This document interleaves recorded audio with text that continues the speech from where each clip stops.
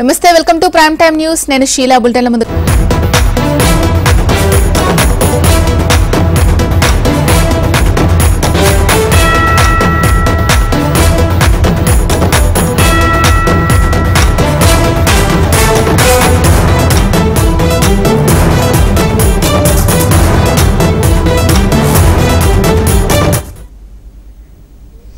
Delhi liquor scam కేసులో arrest అయి ప్రస్తుతం తీహార్ జైల్లో ఉన్న ఎమ్మెల్సీ కవిత సుప్రీంకోర్టులో బెయిల్ పిటిషన్ దాఖలు చేశారు. ఢిల్లీ హైకోర్టు తీర్పును సవాల్ చేస్తూ కవిత పిటిషన్ వేశారు. కాసేపటి క్రితమే ఇదే కేసులో ఆప్ నేత మనీష్ సిసోడియాకు బెయిల్ రావడంతో కవిత సైతం తనకు ఢిల్లీ హైకోర్టు ఇచ్చిన తీర్పును సవాల్ చేసింది. సోమవారం ఈ పిటిషన్ సుప్రీంకోర్టులో విచారణకు రానుంది. ఈ నేపథ్యంలో కోర్టు విచారణ పట్ల ఉత్కంఠ నెలకొంది.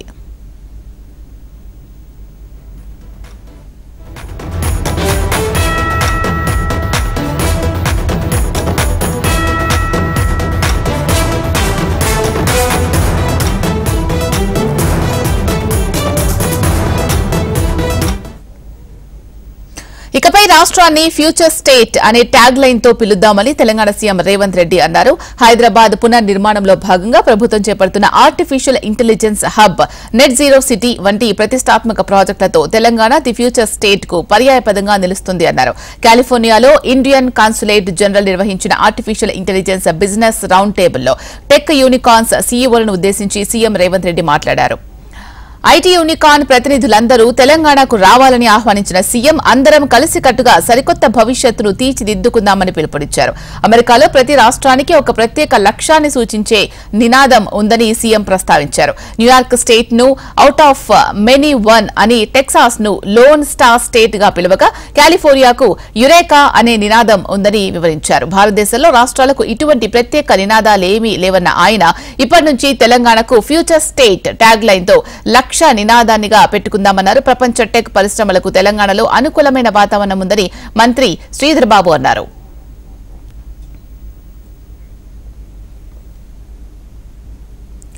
పెట్టుబడులే లక్ష్యంగా అమెరికాలో తెలంగాణ సీఎం రేవంత్ రెడ్డి పర్యటన కొనసాగుతోంది. రాష్ట్ర అభివృద్దిలో సీఎం రేవంత్ రెడ్డి పెట్టుబడుల వేట కొనసాగుతోంది. కాలిఫోర్నియాలో పలువురు గ్లోబల్ బిజినెస్ లీడర్లలో సమావేశాలు, చర్చలు జరుపుతున్నారు. ఈ రోజు కాలిఫోర్నియాలోని ఫాలో ఆల్టోలో ప్రఖ్యాత అడోబీ సిస్టమ్స్ సీఈఓ శంతను నారాయణన్తో ముఖ్యమంత్రి రేవంత్ రెడ్డి భేటీ అయ్యారు. ప్రపంచానికి హైదరాబాద్ అందించిన ప్రసిద్ధుల్లో ఒకరు శాంతను నారాయణ అంటూ సీఎం రేవంత్ రెడ్డి కొనియాడారు. తెలంగాణలో ప్రజాప్రభుత్వం తలపెట్టిన హైదరాబాద్ 4.0 ఫ్యూచర్ సిటీ నిర్మాణం, యంగ్ ఇండియా స్కిల్స్ యూనివర్సిటీ స్థాపన, ఆర్టిఫిషియల్ ఇంటెలిజెన్స్ సిటీ ఏర్పాటు తదితర ప్రణాళికలపై ఆసక్తి కనబర్చిన శంతను నారాయణ్ ప్రాజెక్టుల్లో భాగస్వాములు కావడానికి అంగీకరించినట్లు తెలిపారు.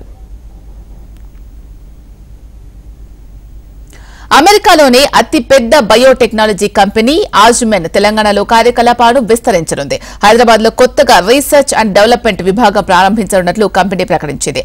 అమెరికా పర్యటనలో ఉన్న సీఎం రేవంత్ రెడ్డి, మంత్రి శ్రీధర్ బాబు శాన్ ఫ్రాన్సిస్కోలోని ఆజ్మెన్ R&D కేంద్రంలో కంపెనీ ఎండీ డాక్టర్ డేవిడ్ రీస్, నేషనల్ ఎగ్జిక్యూటివ్ మిస్టర్ సోమ్ చటోపాధ్యాయతో సమావేశమయ్యారు. ప్రపంచంలో పేరొందిన బయోటెక్ సంస్థ హైదరాబాద్ ను తమ కంపెనీ అభివృద్ది కేంద్రంగా ఎంచుకోవడం గర్వించదగ్గ విషయమని ఈ సందర్భంగా సీఎం రేవంత్ రెడ్డి అన్నారు. ప్రపంచ స్థాయి సాంకేతికతతో రోగులకు సేవ చేయాలని కంపెనీ ఎంచుకున్న లక్ష్యం ఎంతో స్ఫూర్తిదాయకంగా ఉంది అన్నారు సీఎం రేవంత్. 10 ఏళ్లు అధికారంలో ఉండి 8,000 కోట్లు ఖర్చు చేసి నీళ్లు ఇవ్వలేని దుస్థితి అప్పటి ప్రభుత్వానిదని డిప్యూటీ సీఎం భట్టి విక్రమార్క అన్నారు. గత ప్రభుత్వం ఇరిగేషన్ వ్యవస్థను నాశనం చేసి భ్రష్టు పట్టిస్తే దాన్ని సరిచేసి తాము నీళ్లిస్తున్నామని భట్టి విక్రమార్క తెలిపారు. ఆగస్టు 15వ తేదీన ఎన్ఎస్పీ నుంచి వైరా కాలువకు నీళ్లు ఇచ్చే కార్యక్రమం నిర్వహిస్తున్నట్లు ఉప ముఖ్యమంత్రి భట్టి తెలిపారు. కేవలం 75 కోట్లతో కేవలం 2 నెలల్లో ఆ 3 నెలల్లో ఆ కాలం పూర్తి చేసి ఆ కాలం ద్వారా ఈరోజు గోదావరి నీళ్ళని ఎన్ఎస్పీ లెఫ్ట్ కెనాల్ లో లింక్ కలిపి, ఎన్ఎస్పీ లెఫ్ట్ కెనాల్ లింక్ తో పాటు వైరా రిజర్వాయర్ లో కూడా వాటి లింక్ కలిపి ముందుకు పోతున్నటువంటి కార్యక్రమం ప్రారంభోత్సవే రేపు 15 ఆగస్టు నాడు కూడా చేస్తుంది. 10 ఏళ్లు 8,000 కోట్లు ఖర్చు పెట్టి ఎకరం నీళ్లు ఇవ్వాలనేటువంటి రీడివేరింగ్ తో ఇరిగేషన్ వ్యవస్థను సర్వనాశనం చేసి భ్రష్టు పట్టిస్తే దాన్ని సరిచేసి అరకొర నిధులతో త్వరితగతిన ప్రాంతాలకు నీళ్లు ఇచ్చే కార్యక్రమం చేస్తున్నామని మా నిబద్ధతకి ఇది ఒక చక్కటి నిదర్శనంగానే చెప్తుంది. ఈ 2 కార్యక్రమాలు రేపు 15వ తారీఖు నాడు వైరా పట్టణంలో కన్నుల పండుగ రైతుల కోసం ఈ చేసే కార్యక్రమంలో విరివిగా పాల్గొనవలసిందిగా అందరికీ నేను పేరు పేరున విజ్ఞప్తి చేస్తాను.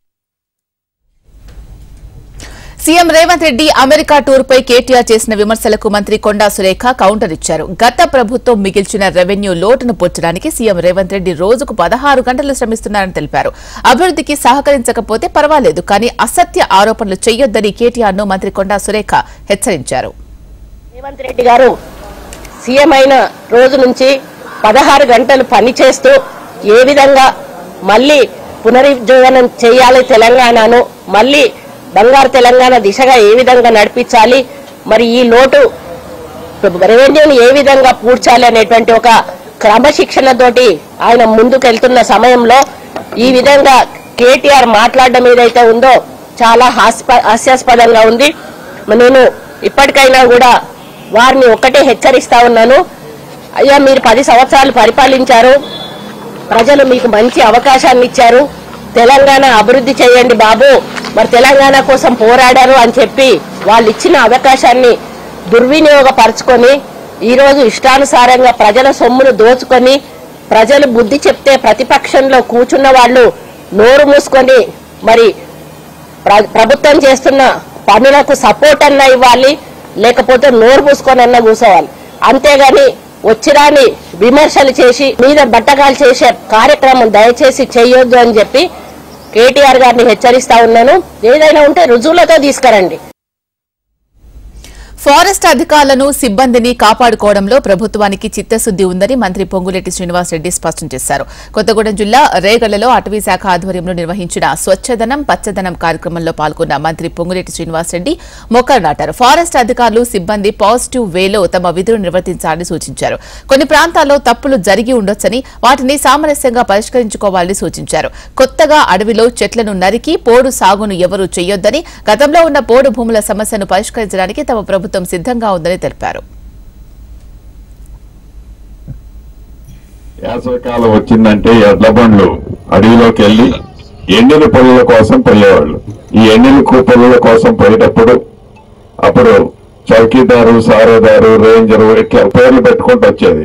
అంటే వాళ్ళకు ఉండే గౌరవం, ఆ డెడికేషను, ఆ ఆనెస్ట్నెస్ నాకు ఇప్పటికీ గుర్తుంది. అంటే వారు వస్తున్నారంటే గ్రామాల్లో ఎవరైనా తప్పు చేసిన వాళ్ళు నిజంగా పోసుకునేవాళ్ళు, అంత భయం ఉండేది. ఇప్పుడు లేదని కాదు, అప్పుడున్న సిస్టమ్ అదొక రకంగా ఉండేది. ఇప్పుడున్న ఇందిరా మహిళా శక్తి పథకం ద్వారా మహిళలు ఆర్థిక అభివృద్ది సాధించి ఆత్మగౌరవంతో జీవించాలని మంత్రి పొంగులేటి శ్రీనివాసరెడ్డి అన్నారు. భద్రాద్రి కొత్తగూడెం జిల్లా కలెక్టరేట్లో ఇందిరా మహిళా శక్తి క్యాంటీన్ను మంత్రి పొంగులేటి ప్రారంభించారు. ఇది ప్రజా ప్రభుత్వం, ఇందిరమ్మ రాజ్యమని మహిళలు ప్రభుత్వ పథకాలు సద్వినియోగం చేసుకోవాలని కోరారు. అంతకుముందు కొత్తగూడెం నియోజకవర్గంలో పలు అభివృద్ది కార్యక్రమాల్లో పాల్గొన్న మంత్రి 1,50,00,000తో మంజూరైన సైడ్ డ్రైనేజీకి ఎమ్మెల్యే కూనంనేని సాంబశివరావుతో కలిసి ప్రారంభించారు.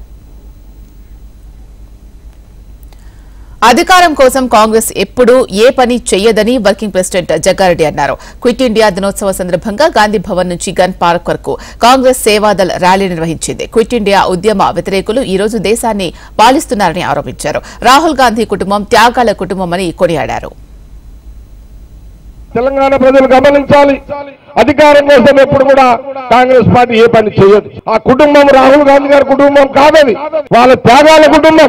ఆనాటి క్విట్ ఇండియా కాలం నుంచి తీసుకుంటే మహాత్మా గాంధీతో పాటు నెహ్రూ గారితో పాటు వీరి కుటుంబం అంతా కూడా త్యాగాల కుటుంబం అంతా కూడా ప్రాణ త్యాగాలు చేసిన కుటుంబం కాంగ్రెస్ పార్టీ వాళ్ళ ఆ కుటుంబం అంతా కూడా. ఇప్పుడు కూడా ఆ కుటుంబాన్ని రాజకీయంగా దేశ రాజకీయాల ఉనికి లేకుండా చేయాలని ఒక ప్రయత్నం చేసినప్పటికీ మొన్ననే దేశ ప్రజలు బుద్ధి చెప్పారు. అందుకే ప్రధాన పాలమూరు రంగారెడ్డి ప్రాజెక్టుపై కుట్ర జరుగుతోందని మాజీ మంత్రి నిరంజన్ రెడ్డి ఆరోపించారు. ప్రాజెక్టులు నిండు కుండల్లా మారినా నీటిని ఒడిసిపట్టుకునే చిత్తశుద్ది, అవగాహన రాష్ట్ర ప్రభుత్వానికి లేవన్నారు. బంగారం లాంటి నీళ్లు బంగాళాఖాతంలో కలుస్తుంటే చూస్తూ కూర్చున్నారని మండిపడ్డారు. పాలమూరు బిడ్డ అని పదే పదే చెప్పే సీఎం రేవంత్ రెడ్డి ఇక్కడి రైతులు కష్టాలు పడుతుంటే అమెరికాలో మిసిసిపి అందాలు చూస్తూ కూర్చుంటారా అని నిరంజన్ రెడ్డి ఫైర్ అయ్యారు. నిండు కుండల్లా శ్రీశైలం గాని, నాగార్జున సాగర్ గాని ఉండడమే కాక పొంగిపోతున్నాయి. కానీ దురదృష్టవశాత్తు ప్రభుత్వానికి అవగాహన లేకనో చిత్తశుద్ధి లేకనో ఆ నీళ్లను ఒడిసిపెట్టుకోవడానికి ఏమాత్రం శ్రద్ధ చూపించట్లేదు, చిత్తశుద్ధిని కనిపించట్లేదు. బంగారం లాంటి నీళ్లను బంగాళాఖాతంలో వదిలినటువంటి ఘనమైన పాలన మీద ఇవ్వాల. ఈ పాటికి మా ప్రభుత్వం ఉన్నప్పుడు ప్రతి మీడియాతో చిట్ చాట్ లో పలు అంశాలు ప్రస్తావించారు బీఆర్ఎస్ వర్కింగ్ ప్రెసిడెంట్ కేటీఆర్. కవిత కేసుకు సంబంధించి న్యాయ నిపుణులతో చర్చిస్తున్నట్టు తెలిపారు. ప్రస్తుతం కవిత ఉన్న జైల్లో వసతులు బాగా లేకపోవడంతో ఆమెకు ఆరోగ్య సమస్యలు వస్తున్నట్లు వివరించారు. ఇలాంటి అంశాలపై లాయర్లతో చర్చించేందుకు ఢిల్లీకి వస్తే కవిత కేసు బీఆర్ఎస్ పార్టీపై తప్పుడు వార్తలు రావడం బాధాకరమని కేటీఆర్ ఆవేదన వ్యక్తం చేశారు. కొడంగల్ నియోజకవర్గ రైతులు తెలంగాణ భవన్లో కేటీఆర్ను కలిశారు. సీఎం రేవంత్ రెడ్డి నియోజకవర్గం కొడంగల్లో ఫార్మా కంపెనీల కోసం భూములు ఇవ్వాలంటూ తమను ఇబ్బందులకు గురి చేస్తున్నారని, ఈ విషయంలో తమకు అండగా నిలబడాలని దౌలతాబాద్ మండల రైతులు కోరినట్లు తెలుస్తోంది. దుద్యాల్ మండలంలోని హకింపేట్, పోలేపల్లి, కుల్కచెర్ల గ్రామంలో దాదాపు 3,000 ఎకరాల భూమిని రైతుల నుంచి బలవంతంగా తీసుకునేందుకు ప్రభుత్వం ప్రయత్నిస్తోందని వాపోయారు. బీఆర్ఎస్ పార్టీ తరపున అండగా ఉంటామని కొడంగల్ రైతులకు కేటీఆర్ వారికి భరోసా ఇచ్చారు. ప్రస్తుత డిజిటల్ యుగంలో సైబర్ సెక్యూరిటీ అనేది ఇంపార్టెంట్ గా మారిందని తెలంగాణ డీజీపీ జితేందర్ అన్నారు. హైదరాబాద్లోని సెంట్రల్ కమాండ్ కంట్రోల్ రూమ్ లో హ్యాకథాన్ 2024 కార్యక్రమం నిర్వహించారు. ముఖ్య అతిథిగా హాజరైన డీజీపీ జితేందర్ ప్రజల సేఫ్టీ, సెక్యూరిటీకి తెలంగాణ ప్రభుత్వం ప్రాముఖ్యతను ఇస్తుంది అన్నారు. పెరుగుతున్న సైబర్ కేసులను అరికట్టడానికి తెలంగాణ సైబర్ సెక్యూరిటీ బ్యూరోని ఏర్పాటు చేసి చాలా కేసులను పరిష్కరించినట్లు డీజీపీ జితేందర్ వివరించారు. ఈ హ్యాకథాన్ ద్వారా వివిధ వెబ్సైట్స్, యాప్స్ లో ఉన్న లూప్స్ ను కనిపెట్టనున్నారు. ఇలాంటి హ్యాకథాన్ ప్రోగ్రామ్స్ భవిష్యత్తులో కూడా నిర్వహిస్తామని వెల్లడించారు. I'm really happy to be part of this great AppSec Hackathon 24. I know it brings together some of the brightest minds in the cybersecurity, most of them young minds. I am happy to address such a talented and enthusiastic group of individuals. In today's digital age, cybersecurity is just not a necessity, but a crucial field that protects our data, privacy, safety of citizens, and national security. With the rapid advancements in technology, cyber threats have become more sophisticated. T20 ప్రపంచ కప్లో విజేతగా నిలిచిన భారత జట్టు సభ్యుడు pace bowler Mohammed Siraj కు ఇంటి స్థలం కేటాయిస్తూ తెలంగాణ ప్రభుత్వం ఉత్తర్వులు జారీ చేసింది. జూబ్లీహిల్స్ లో 600 చదరపు గజాల స్థలాన్ని కేటాయించింది. T20 ప్రపంచ కప్ సాధించిన తర్వాత హైదరాబాద్ చేరుకున్న సిరాజ్ ముఖ్యమంత్రి రేవంత్ రెడ్డిని మర్యాదపూర్వకంగా కలిశారు.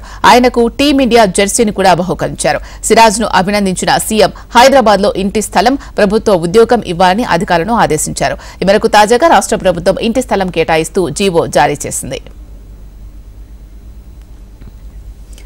రాష్ట్ర జిల్లా స్థాయిలో స్వాతంత్ర దినోత్సవ వేడుక నిర్వహణపై ఏపీ ప్రభుత్వం ఉత్తర్వులు జారీ చేసింది.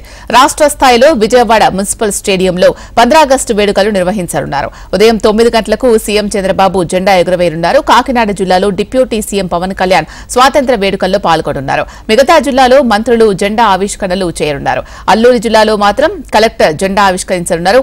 స్వాతంత్ర దినోత్సవాన్ని పురస్కరించుకుని భద్రతా దళాల నుంచి గౌరవ వందనం కూడా స్వీకరించాలని ప్రభుత్వం ఆదేశాలు జారీ చేసింది. ప్రపంచ ఆదివాసీ దినోత్సవం సందర్భంగా విజయవాడలో గిరిజన శాఖ ఆధ్వర్యంలో కార్యక్రమం ఏర్పాటు చేశారు. ఈ కార్యక్రమానికి సీఎం చంద్రబాబు ముఖ్య అతిథిగా హాజరై ఆదివాసీలతో ముచ్చటించారు. గిరిజన సంప్రదాయ నృత్యాలు ఆకట్టుకున్నాయి. సీఎం చంద్రబాబు సైతం డోలు వాయించి ఆదివాసీ కళాకారులతో కలిసి కాలు కదిపారు.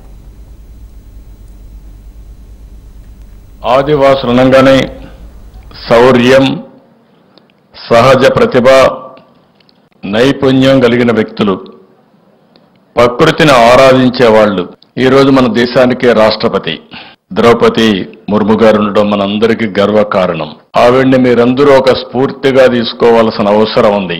ఒక మామూలు మహిళ ఒక స్కూల్లో టీచర్గా పనిచేస్తూ అంచెలంచెలుగా ఎదిగి ఈరోజు దేశానికి అధ్యక్షురాలు కాగలిగిందంటే అది గిరిజనులకుండే, ఆదివాసులకుండే ప్రతిభ.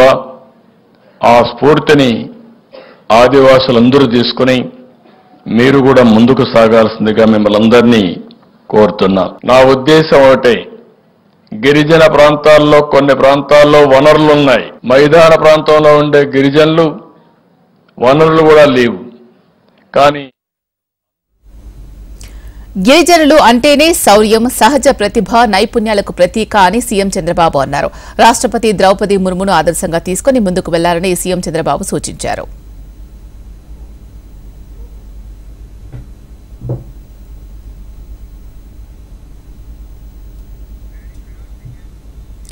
గ్రామాల్లో ఆధిపత్యం కోసం దాడులు చేస్తూ వ్యవస్థలను భ్రష్టు పట్టిస్తున్నారని మాజీ సీఎం జగన్ ఆరోపించారు.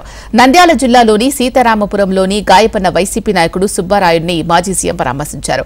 పోలింగ్ బూత్ లో కూర్చున్న వైసీపీ నాయకుడిని చంపడానికి చూశారు అన్నారు. పోలీసుల సమక్షంలోనే లా అండ్ ఆర్డర్ ను నాశనం చేస్తున్నారని వాపోయారు. సీతారామపురంలో జరిగిన ఘటన రాష్ట్రంలో లా అండ్ ఆర్డర్ లేదు అనడానికి ఉదాహరణగా నిలుస్తుంది అన్నారు. ఆధిపత్యం కోసం ఏ రకంగా వ్యవస్థను భ్రష్టుపట్టిస్తూ పోలీసులను నిస్తేదం చేస్తూ పోలీసుల సమక్షంలోనే ఏ రకంగా లా అండ్ ఆర్డర్ను నాశనం చేస్తా ఉన్న పరిస్థితి ఈ గ్రామంలో, ఈ సీతారాంపురం గ్రామంలో సుబ్బరాయుడన్న కుటుంబానికి జరిగిన అన్యాయం ఒక్కసారి గమనిస్తే ఇక్కడే కనిపిస్తారు. ఇదే గ్రామంలో ప్రభుత్వ ఆసుపత్రుల్లో మౌలిక వసతులు, మెడికల్ ఎక్విప్మెంట్స్ ఏర్పాట్లపై ప్రత్యేక దృష్టి సారించినట్లు రాష్ట్ర వైద్య ఆరోగ్య శాఖ మంత్రి సత్యకుమార్ తెలిపారు. నెల్లూరు ప్రభుత్వ ఆసుపత్రిలో లయన్స్ క్లబ్ ఇంటర్నేషనల్ ఫౌండేషన్ ఆధ్వర్యంలో దాతల సహకారంతో ఏర్పాటు చేసిన డయాలసిస్ సెంటర్ను మంత్రి ప్రారంభించారు. రాష్ట్రంలో అధికారం చేపట్టిన కూటమి ప్రభుత్వం 2 నెలల్లోనే పేదలకు మెరుగైన ఉచిత వైద్య సేవలు అందించేందుకు చర్యలు మొదలుపెట్టింది అన్నారు.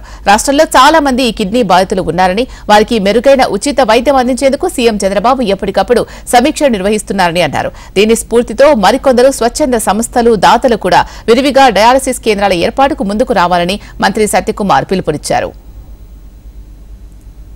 నెల్లూరు ప్రభుత్వ ఆసుపత్రిలో 6 డయాలసిస్ మిషన్లు ఇవ్వడం, ఆ ప్రారంభోత్సవానికి గౌరవ శాసనసభ్యుల్ని నన్ను ఆహ్వానించడం సంతోషంగా ఉంది. ఇవాళ అత్యధిక సంఖ్యలో డయాలిసిస్ బారిన ప్రజలు పడుతున్నారు, తీవ్రమైన ఇబ్బందులు ఎదుర్కొంటున్నారు. ప్రభుత్వ ఆసుపత్రుల్లో మౌలిక సదుపాయాల కల్పన మీద ప్రజా సమస్యలను వెంటనే పరిష్కరించేందుకు కృషి చేస్తున్నామని మంత్రి నారాయణ తెలిపారు. నెల్లూరు కలెక్టరేట్లో నిర్వహించిన ప్రజా సమస్యల పరిష్కార వేదికలో ప్రజల నుంచి వచ్చిన విజ్ఞప్తులపై మంత్రి నారాయణ స్పందించారు. వినతి పత్రాలు తీసుకోవడమే కాదు, వాటి పరిష్కారమే ప్రజా పరిష్కార వేదిక లక్ష్యమని తెలిపారు. 15 రోజులకు ఒకసారి కార్యక్రమం చేపడతామని, ఇది నిరంతర ప్రక్రియగా కొనసాగిస్తామని మంత్రి నారాయణ తెలిపారు. స్పాంటేనియస్ గా ప్రజల సమస్యలు కంప్లీట్ చేయాలా, తీర్చాలనే ఉద్దేశంతో ప్రజా పరిపాలన ఉండాలని ముఖ్యమంత్రి గారు చెప్పడం, ఈరోజు పార్టీ ఆఫీసుల్లో కూడా ఈ యొక్క సెల్ పెట్టారు. మొన్నైతే నేను మంగళగిరి పార్టీ ఆఫీసులో వినతులు తీసుకున్నా. స్పాంటేనియస్గా అప్పటికప్పుడు రాష్ట్రంలో ఉన్న కలెక్టర్లకు అందరికీ ఫోన్లు చేసి సాల్వ్ చేయడం జరిగింది. అదేవిధంగా ఈరోజు నెల్లూరు రూరల్ అర్బన్ 2 ఎమ్మెల్యే గారు కూడా ఇప్పుడు అక్కడ ఉన్నారు. ఆయనకు వేరే చిన్న పని నుండి చెప్పారు యాక్చువల్గా. అందువల్ల ఎంతమంది వచ్చినా ఎన్ని గంటలైనా ఇవాళ అన్నీ తీసుకొని సమస్యలు తీర్చడం, అప్లికేషన్ తీసుకోవడం కాదు, ఇక్కడ స్పాంటేనియస్గా చేయగలిగిన చేయటం, లేదు ఏదైనా డిస్కస్ చేసి చేయాలంటే చేయటం, లేదా రాష్ట్ర రాబోయే రోజుల్లో ఆర్టీసీ బలోపేతం చేస్తామని రవాణా శాఖ మంత్రి రాంప్రసాద్ రెడ్డి అన్నారు. ఈ నెల 12వ తేదీన ఆర్టీసీ, రవాణా శాఖలపై సీఎం సమీక్ష చేయనున్నారు. ఈ నేపథ్యంలోనే మంత్రి రాంప్రసాద్ రెడ్డి ఆర్టీసీ పరిస్థితిపై అధికారులు సమావేశమయ్యారు. మహిళలకు ఉచిత బస్సు ప్రయాణం, ఉద్యోగ నియామకాలు, బలోపేతం చర్యలపై సమీక్షించినట్లు మంత్రి రాంప్రసాద్ రెడ్డి తెలిపారు. గత ప్రభుత్వంలో ఆర్టీసీ పూర్తిగా నిర్వీర్యం అయ్యిందని, తాము బలోపేతం చేసే చర్యలు తీసుకుంటామన్నారు. ఏపీఎస్ఆర్టీసీకి సంబంధించి బస్సుల ఫిట్మెంట్ విషయానికి వస్తేమి, అలాగే రేపు మహిళలకు ఉచిత సర్వీస్ ఇచ్చే రోజుకి కొత్త బస్సులు కొనుగోలు, ఈ స్టాఫ్కు సంబంధించి రిక్రూట్మెంట్ గురించి అక్కడ చర్చ జరిగింది. గత 5 సంవత్సరాలు పూర్తిగా నిర్వీర్యం అయిపోయింది. ఎక్కడ డెవలప్మెంట్ అనేది లేదు. ఆ శాఖలో ఒక బస్సు కొన్న పాపాను పోలేదు. బస్సు రిపేర్లకు కూడా దాని మీద డబ్బు పెట్టేదానికి కూడా ప్రభుత్వం చర్యలు తీసుకోలేదు.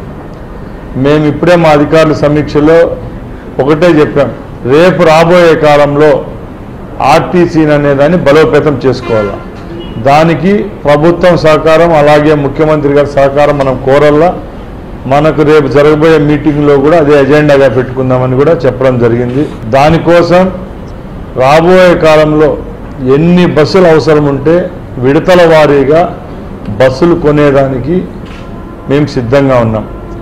ఆ బస్సులకు సరిపోయే డ్రైవర్లు అనుకోండి, కండక్టర్లు అనుకోండి, అలాగే గ్యారేజ్ సర్వీసెస్ ఇచ్చేదానికి మ్యాన్ పవర్ కూడా అవసరం ఉంటుంది. కాబట్టి దాన్ని కూడా సిద్ధం చేసేదానికి మేము చర్చించడం జరిగింది. Rajya Sabha chairperson Jagdeep Dhankhar Samajwadi party MP Jaya Bachchan మధ్య పార్లమెంట్లో తీవ్ర వాగ్వాదం జరిగింది. మాట్లాడేందుకు అవకాశం ఇచ్చిన రాజ్యసభ చైర్మన్ జగదీప్ ధన్ఖడ్ జయా అమిత్ అని సంబోధించిన తీరును సమాజ్వాదీ ఎంపీ జయా బచ్చన్ తీవ్రంగా తప్పుపట్టారు. మీ స్వరం ఆమోదయోగ్యంగా లేదు అని జయా బచ్చన్ అనడంతో ఇరువురి మధ్య వాగ్వాదానికి దారితీసింది. सर, मैं जया अमिताभ बच्चन ये बोलना चाहती हूँ. मैं कलाकार हूँ, बॉडी लैंग्वेज समझती हूँ, एक्सप्रेशन समझती हूँ. और सर, मुझे माफ करिएगा मगर आपका टोन जो है is not acceptable. We are colleagues, sir. You may be sitting on the chair. Jaya ji, and I remember when I went to school. Jaya ji, take your seat. Jaya ji, take your seat. Take your seat. Take your seat. Take your seat. One second, honorable members. Honorable members. Honorable no. बैठिए. Honorable members. बैठिए. I know how to deal with it. बैठिए. जया जी, you have earned a great reputation. You have earned a great reputation. You know, an actor is subject to the director. You have not seen what I see from here. Every day, I don't want to repeat. I don't want schooling. I am a person who has gone out of the way. And you say, my tone? No, she's giving to you. No, don't have phone now. No, enough of it. No, enough of it. You can't have it. You may be anybody. You may be a celebrity. You have to understand the decorum. No, nothing doing. Nothing. No, not at all. I will not bear it. One second. Please sit down. Please take your seat. No. Never carry an impression that only you build reputations. We come here and build reputations. We live up to reputations. Nothing doing. No. Sir, मैं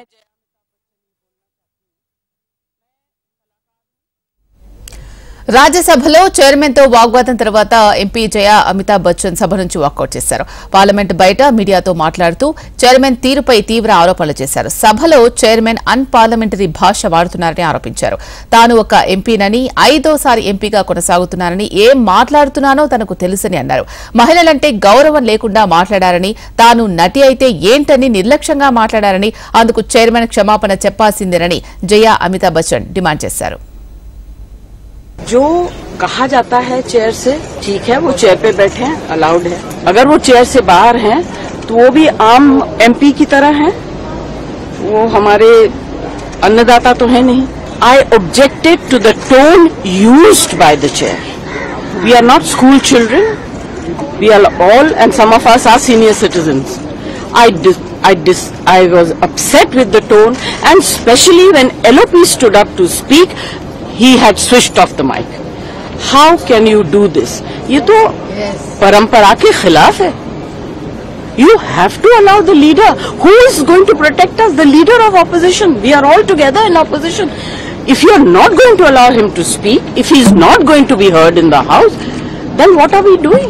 And on top of that, I mean, every time using words which are unparliamentary, which I don't want to say in front of all of you. You are a nuisance. बुद्धिहीन, ये सब शब्द जो है treasury bench वाले भी बोलते हैं. हाँ, he said you may be celebrity, I don't care. I'm not asking him to care. I'm saying I am a member of parliament. This is my fifth term. I know what I'm saying.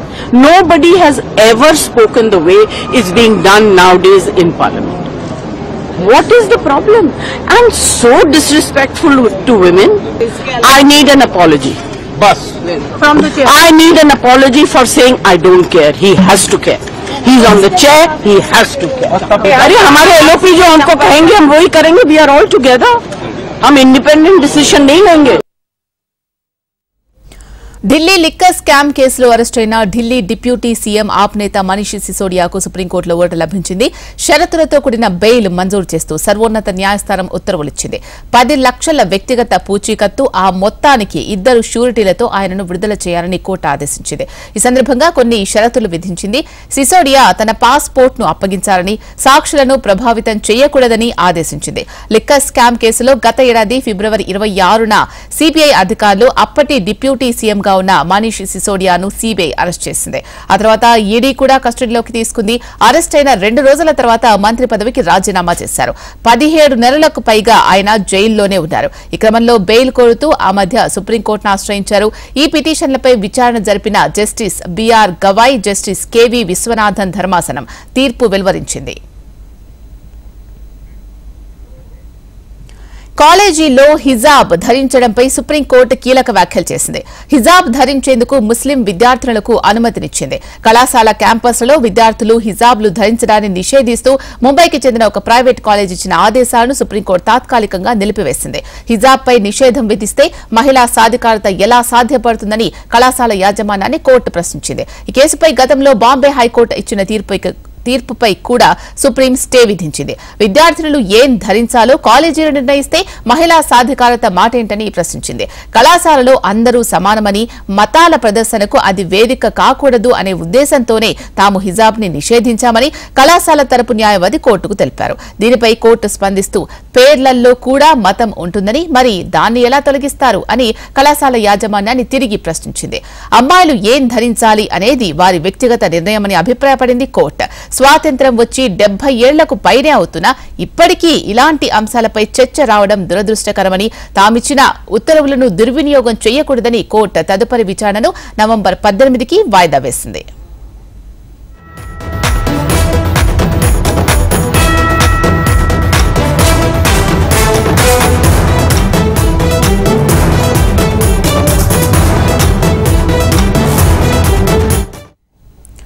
Srikakulam జిల్లా టెక్కలి జాతీయ రహదారిపై ఉన్న MLC Duvvada Srinivas camp office ముందు ఉద్రిక్తత నెలకొంది. Srinivas camp office ముందు ఆయన సతీమణి వాణి ఆందోళనకు దిగారు.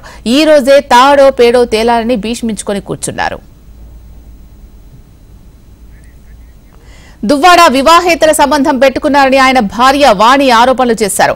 వాణి ఆరోపణలపై దివ్వెల మాధురి స్పందించారు. దువ్వాడ తనకు ఫ్రెండ్, గైడ్, ఫిలాసఫర్ అని మాధురి అన్నారు. వాణి కావాలనే తనపై అసత్య ప్రచారాలు చేస్తున్నారని మండిపడ్డారు ఆమె. దివ్వెల మాధురి మీడియా సమావేశం నిర్వహించడంపై వాణి ఆగ్రహం వ్యక్తం చేస్తూ శ్రీనివాస్ క్యాంప్ ఆఫీస్ ముందు ఆందోళనకు దిగడంతో ఉద్రిక్త వాతావరణం నెలకొంది.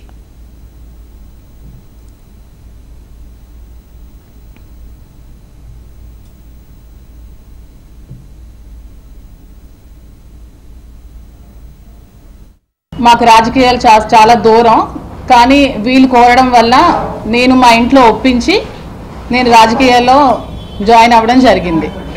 నాకు మహిళా అధ్యక్షురాలుగా అపాయింట్ చేశారు. అపాయింట్ చేసిన నుంచి నేను చాలా యాక్టివ్గా పార్టీలో పార్టిసిపేట్ చేశాను. ఎందుకంటే నాకు ముందు నుంచి జగన్ అంటే చాలా అభిమానం. జగన్ అన్న కోసం ఇంట్రెస్ట్తో వీళ్ళు పిలవగానే నేను ఒప్పుకొని పార్టీలోకి జాయిన్ అవ్వడం జరిగింది. పార్టీలోకి పిలవడం జరిగింది. ఈవిడే రమ్మని నాకు బతిమాలడం జరిగింది. నీ అవసరం నాకు చాలా ఉందని చెప్పి నా మీద లేనిపోని నిందలు వేసి శ్రీని గారికి నాకు ఏవేవో ఉన్నాయని ప్రచారం చేసి హైకమాండ్ వరకు తీసుకెళ్లారు. నాకు అక్కడి నుంచి ఇంటెలిజెన్స్ డీజీపీ కూడా నన్ను పిలవడం జరిగింది ఒక 2-3 టైమ్స్. అక్కడ కూడా నేను 2-3 టైమ్స్ వెళ్ళడం జరిగింది. వెళ్ళాక ఈ సెటిల్మెంట్లు ఇవన్నీ భార్యాభర్తల గొడవలు అన్నీ జరిగిన తర్వాత ఈ గొడవలతో నాకెందుకని నేను పార్టీకి రాజీనామా చేస్తానని చెప్పి నేను సైలెంట్గా ఉండడం జరిగింది. ఆ రోజు నుంచి నేను మహిళా అధ్యక్షురాలుగా ఉండనని చెప్పి నేను రెసిగ్నేషన్ లెటర్ కూడా ఇచ్చాను. 2 yearsగా నేను ఎంత మెంటల్ టార్చర్ అనిపిస్తున్నాను తెలుసా? ఇవన్నీ తెలుసు. మా ఇంట్లో ఎన్ని గొడవలయ్యో తెలుసా? మా పేరెంట్స్ బయటికి రాలేకపోతున్నారు. అట్లీస్ట్ మా ఫాదర్ ఈ రోజు వరకు బయటికి తిరగలేకపోతున్నారు. మా నాన్న సంఘంలో పెద్ద పరువు గల వ్యక్తి, అతను బయటికి తిరగలేకపోతున్నారు. మా ఇంట్లో ఫ్యామిలీ సైడ్ మా బావగారు పెద్ద అడ్వకేట్, నాతో మాట్లాడడం మానేశారు మా ఫ్యామిలీ అంతా ఈ గొడవల వల్ల. మరి ఇప్పుడు నేనేం చేయాలి ఈ సిచ్యువేషన్లో చెప్పండి మీరే. శ్రీకాకుళం జిల్లా టెక్కలి జాతీయ రహదారిపై ఉన్న MLC Duvvada Srinivas camp office ముందు ఉద్రిక్తత నెలకొంది. శ్రీనివాస్ క్యాంప్ ఆఫీస్ ముందు ఆయన సతీమణి వాణి ఆందోళనకు దిగారు. ఈ రోజే తాడో పేడో తేలాలని భీష్మించుకొని కూర్చున్నారు. దీనికి సంబంధించి పూర్తి సమాచారం మా ప్రతినిధి వరప్రసాద్ అందిస్తారు. వరప్రసాద్, ఇప్పుడు దువ్వాడ శ్రీనివాస్ ఇంటి ముందు మాత్రం మళ్ళీ హైదరాబాద్ నడుస్తుంది. నిన్న రాత్రి 2:30 వరకు సాగిన హైదరాబాద్ మళ్ళీ ఈ రోజు సాయంత్రం 7 గంటల నుంచి మళ్ళీ జరిగింది. ఈసారి మాత్రం కూతురులతో పాటు దువ్వాడ వాణి కూడా అక్కడికి వచ్చి ఆ ఇంట్లో ప్రవేశించడానికి చాలా రకాలుగా ప్రయత్నాలు చేస్తూ ఆ ఇంటి చుట్టుపక్కల మొత్తం కాంపౌండ్ లో తిరుగుతూ ఆమె అలసలు చేస్తున్నారు. లోపల ఎవరు లేరని సెక్యూరిటీ సిబ్బంది చెప్పినా సరే లేదు, డోర్లు అయితే బద్దలు కొట్టుకుంటూ నేను లోపలికి వెళ్తాను కానీ సెక్యూరిటీ వారితో కూడా ఆమె వాదన పెట్టుకున్నా సరే ఆమె దయచేసి వెళ్ళిపోండి అమ్మా, ఆయన లేదు ఉంటే మేము పంపించాలి కదా, వాహనం కూడా ఇక్కడ లేదు కదా అని చెప్పేసి ఆమెను పంపించే ఏర్పాటు చేస్తున్నారు. మనకు 1/4 గంట 1 గంటలో ఆమె కూడా ఇంటికి వెళ్ళిపోయే అవకాశాలు మెండుగా ఉన్నది. ముఖ్యంగా చూసుకున్న సరే ఓ పక్క దువ్వాడ వాణి దివ్యుల మాధురిపై అనుచిత వ్యాఖ్యలు చేయగా దివ్యుల వాణి మాధురి కూడాని ఆమె ప్రోత్సాహంతో నేను రాజకీయాల్లోకి వచ్చాను కానీ నేనంతటి నేను రాలేదు.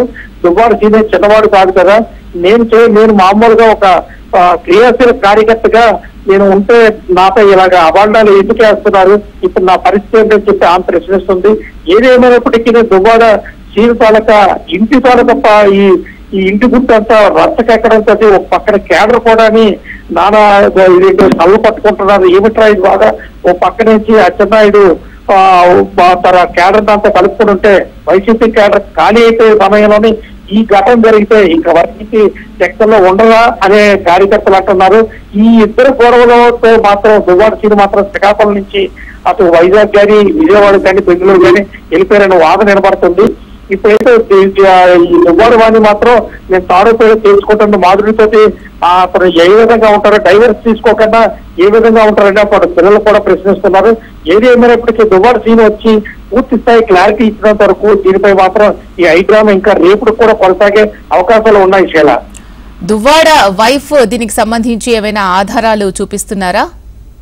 దువ్వాడ వాణి మాత్రం ఆధారాలు అయితే చూపెట్టలేదు శైల. ఆ మీద మాత్రం ఆరోపణలు చేస్తున్నారంటే ఆ కూతురు మాత్రం ఇదిగో చాటింగ్ ఉన్నదని చెప్పేసి ఆమె చాటింగ్ చూపెట్టింది. మన విజయోత్సవ చూసినా సరే ఆమె చాటింగ్ చేసింది మాత్రం చూపిస్తున్నారు.